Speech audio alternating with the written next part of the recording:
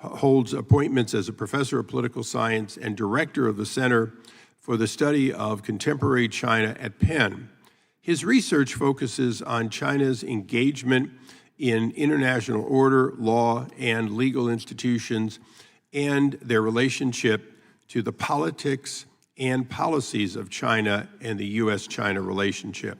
We welcome all of our distinguished witnesses, and pursuant to committee rules, I would ask that you rise to take the oath.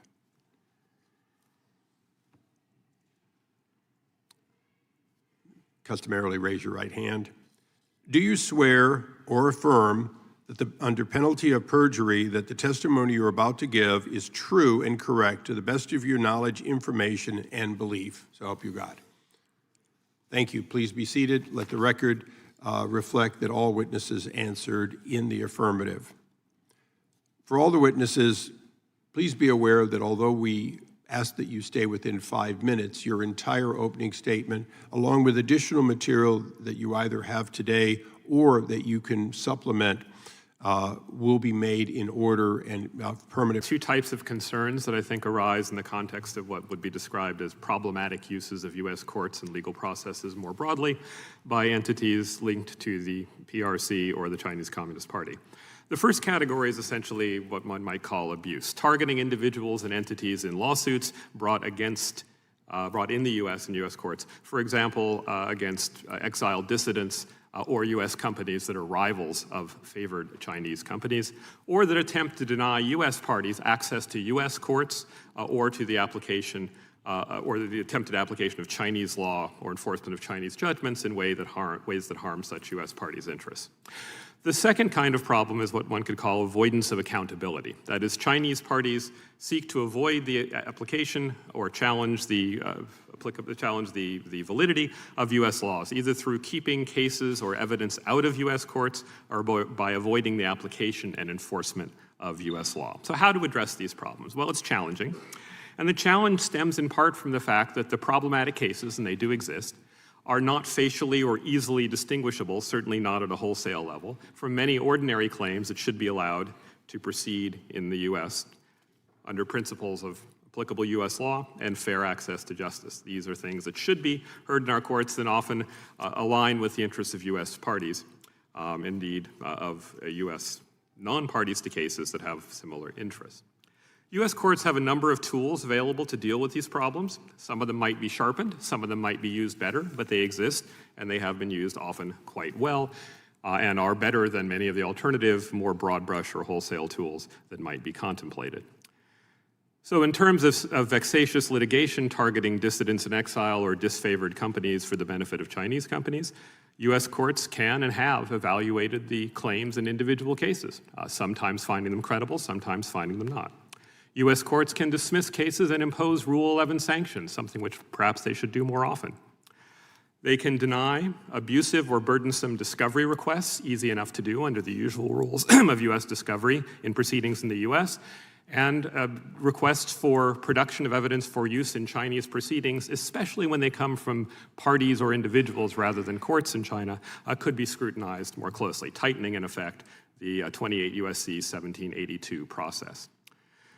The U.S. can and is increasingly going to have to deal, U.S. courts are going to have to deal with the question of recognizing or not recognizing anti-suit injunctions. China has started to issue these, particularly in the FRAND-CEP cases for technology.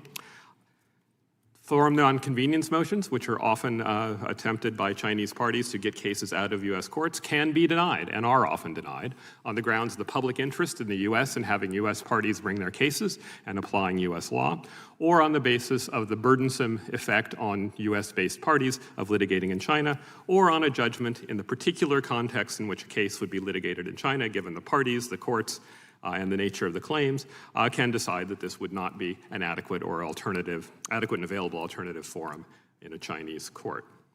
U.S. courts can also use choice of law rules to deny the application of Chinese law, whether it's inappropriate or where such law would offend U.S. public policy. We see this going on with respect to blocking statutes where U.S. courts have been unwilling to allow Chinese parties to plead state secrets law, data or cybersecurity laws or personal information protections laws as reasons for not to comply with discovery requirements.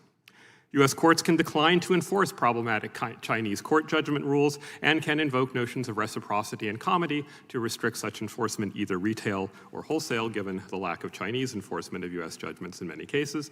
And U.S. Courts have and do uphold relevant U.S. regulatory laws and their application against Chinese parties' challenges. Think of CFIUS decisions, PCAOB disclosure requirements, Huawei's exclusion from markets for national security reasons, the TikTok ban, and so on. Here I would note the U.S. sovereign and official immunity doctrines and limits to the extraterritorial reach of U.S. statutes have taken away some methods that might be available for dealing with problematic Chinese behavior. But the point here in all of this is that the problem of abuse and avoidance of accountability, the tools are there, and the legal tools we have or could readily imagine being available are quite suited to the kind of granular, fact-specific, and case-specific analysis that courts are suited to do. More broad-brush approaches, I think, have challenges and problems. They risk embedding in U.S. law the idea that because abuses by Chinese actors can and sometimes do occur, U.S. law and courts must assume that they do occur. That is at odds with notions of due process and fair access to justice, and harms the interests of U.S. parties.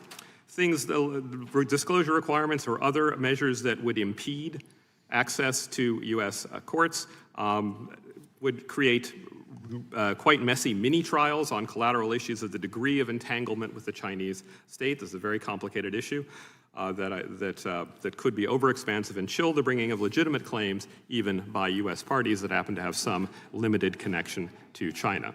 Measures explicitly or clearly targeting China risk accelerating a spiral of tit-for-tat moves by China that would indeed adversely affect the interests of the U.S. and U.S. parties. Those may be costs worth bearing, but they are costs that need to be calculated. They also risk making more credible China's narrative that U.S. law and courts are political tools wielded to keep China down and serve U.S. geopolitical I thank the gentleman. Thank you. The remainder of your opening statement will be placed in the record. Without objection, Mr. Knott will be